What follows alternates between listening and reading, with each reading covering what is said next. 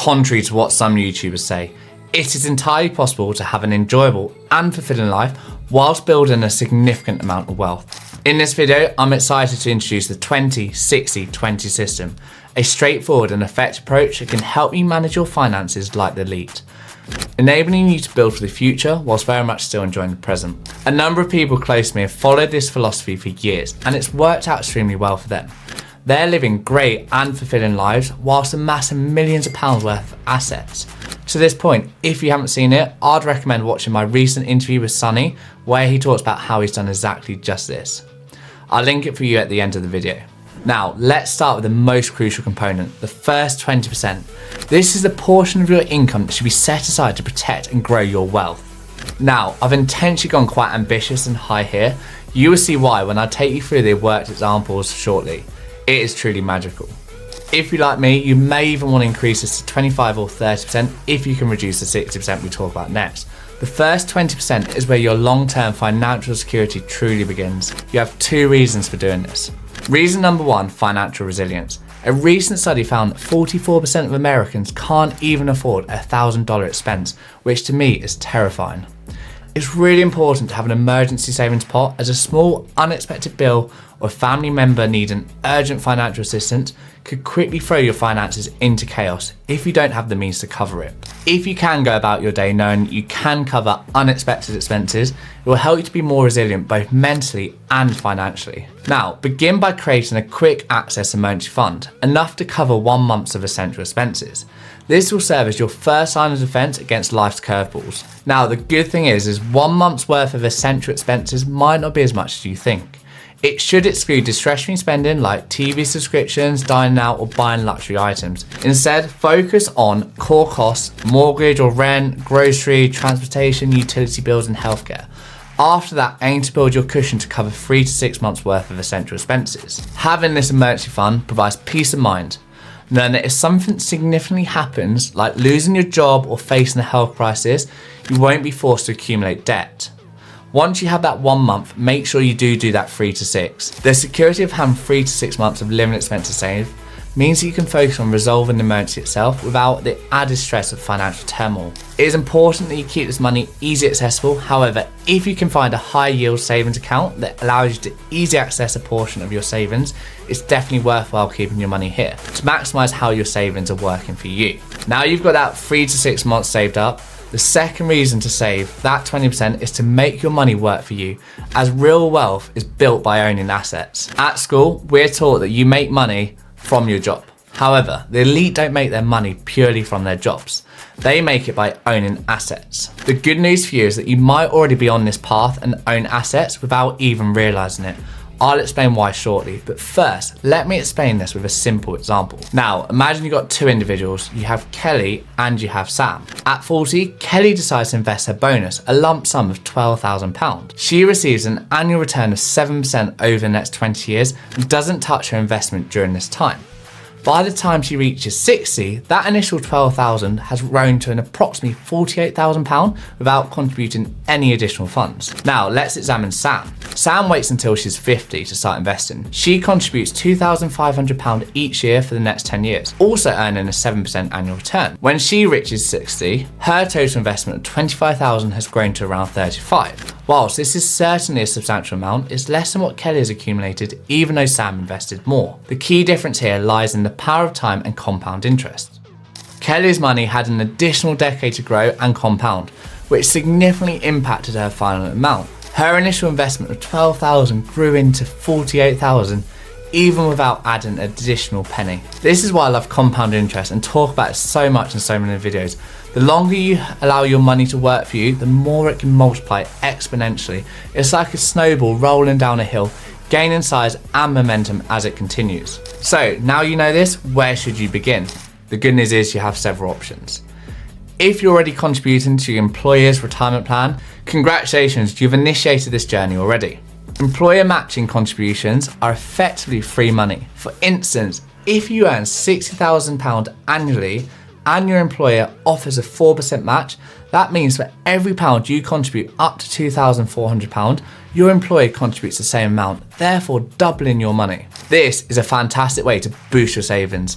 especially since contributions are typically made before taxes are deducted, allowing to grow your money deferred until withdrawal. In the UK, you're automatically enrolled into this plan, but you also want to do a really important thing, and that is to make sure that you're contributing enough money to max out the match that is being offered by your employer. That's a really great way to supercharge your savings since contributions are made pre-tax and the money grows tax-free until withdrawal. Secondly, let's talk about tax advantage accounts.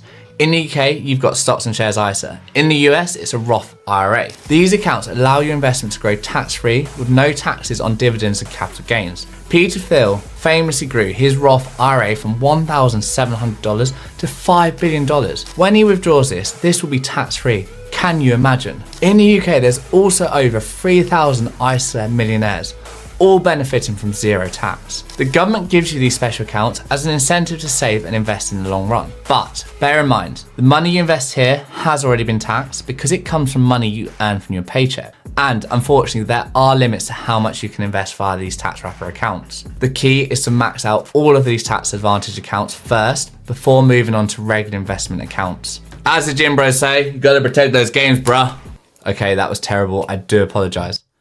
Now you know what vehicles to invest in though, you're probably thinking, what should I invest in? The secret is to keep your investment straightforward by utilizing index funds or exchange traded funds, also known as ETFs. These funds track the overall market's performance and automatically diversify your money across numerous companies. I personally invest a lot of my money into an ETF that tracks the S&P 500. Hence, I'm buying a small percentage of the top 500 companies in the US. This approach prevents you from putting all your eggs into one basket whilst keeping your fees low, which allows more of your money to work for you whilst also reducing your risk. It's really important to minimize your investment fees, as the more you pay in fees, even if it seems like an immaterial amount, the less your eventual pot will be in a very material way due to the impact of compounding interest. Remember the example we talked about earlier. ETFs are fantastic as they also minimize your risk and protect your downside, as it's significantly easier for a single stock to go down to zero, whereas in the example of the S&P 500, it's impossible for all of these to go to zero. Even if one company underperforms, it's replaced by a rising star as they replace each other in the index. Even better news is that on average, the S&P 500 has maintained a long-term growth rate of around 10% per year. Based on this growth rate, if you invest £500 a month for 30 years, you'll likely have a sum of 1.1 million, with 950k of that being interest. Once you have those tax advantage accounts set up and are contributing regularly, let those index funds do their thing. There's no need to constantly tweak or attempt to outperform the market. Just set it and forget it. In fact, constantly trading and trying to beat the market is statistically proven to perform worse. Studies have shown that only 1 to 2% of people are able to beat the market, whereas most people do significantly perform worse. According to data from Spiver, approximately 80 to 90% of actively managed funds in the US underperform the S&P 500 over periods of 5 years or longer. For retail investors, the percentage of those who outperform the market can be even lower, given factors like trading fees, taxes, and psychological biases, which tend to result in people buying high and selling low. Now, let's move into the 6% of your income. This is a portion of your income that should be allocated to essential expenses. This includes necessities like housing costs, groceries, utility, transportation, and indispensable items that keep your life running smoothly. This segment can be the trickiest because essential expenses can spiral out of control. For example, if you receive a promotion and suddenly feel the urge to keep upgrading your living situation, or purchase a brand new vehicle that appears to be a step forward, this can often backfire, especially when these upgrades tend to lead to increased rent, higher maintenance costs, or even elevated insurance premium. Even things like the cost of living crisis we've had recently has really impacted people's 60%. Your expenses tend to inflate to match your income unless you actively counteract this trend. That's where setting firm limits on your essential expenses can make a significant difference. The 60% cap ensures that your fundamental expenses remain manageable, preventing you from merely scraping by to meet your core obligations. If you can stick to this, it forces you to find cheap alternatives, therefore maximizing your investment and money for items that make you happy, but also your longer term future wealth. My advice here though is not to scrimp and save too much. Focus on the things that you feel are best value and also make you happy.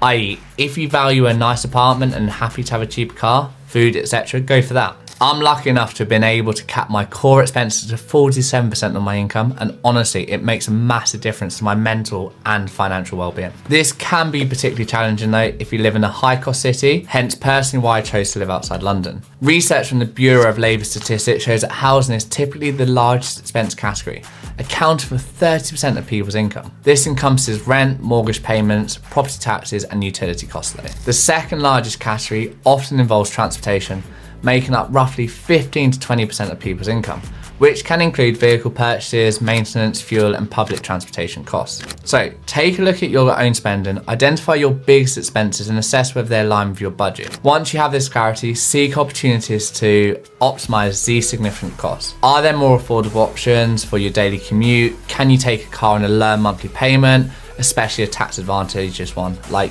electric vehicles in the UK? It's not about depriving yourself of little pleasures though, it's about maintaining control over your larger unavoidable expenses. By doing so, you create more room in your budget for enjoyable experiences. Discussing this point, let's move into the last 20%. This is where your personal enrichment and enjoyment comes into play. In the book, The Total Money Makeover by Dave Ramsey, he says the ultimate goal isn't to dive a massive bank account, but to leverage your money to create a rich and fulfilling life. Honestly, the top earners know the secret. They deliberately carve out space in their budget for guilt-free enjoyment, and you should too. And after all work and no play can lead to burnout. And the good news is, studies have shown that people who allow themselves some flexibility in their budget are more likely to stick to their long-term financial goals. I see it as akin to following a strict diet. If you never allow yourself a treat, you're more likely to eventually binge. The same principle applies to managing your finances. And you might be wondering, won't this derail my savings and investments? In my view, not at all. In fact, it could lead to the opposite outcome. If you fail to allocate a portion of your income for enjoyment, you're more likely to end up overspending down the line, or worse, abandon your savings and investment strategies entirely. That's why this rule, the 20-60-20 rule, advocates for using 20% of your income for fun, leisure, and personal fulfillment. Personally, I see this 20% as an investment in myself, ensuring I stay motivated, balanced, and energized. By doing this, you actually enhance your chances of adhering to your long-term financial plans. Practically, this could mean treating yourself to a nice dinner with friends once a month, finally investing in that gadget you've been eyeing, or planning a nice holiday. The key is to give yourself permission to enjoy 20% of your income without guilt or shame. For me, it's building a home gym. So there you have it. These are my top tips to managing your finances like the elites. The 20-60-20 rule is a powerful framework that can guide anyone towards financial well-being. If you found this video helpful, I'd really appreciate it if you could take a moment to subscribe, comment in the comment section, and like the channel. Thank you for watching. I'll see you next week. Please let me know if you plan to adopt something similar.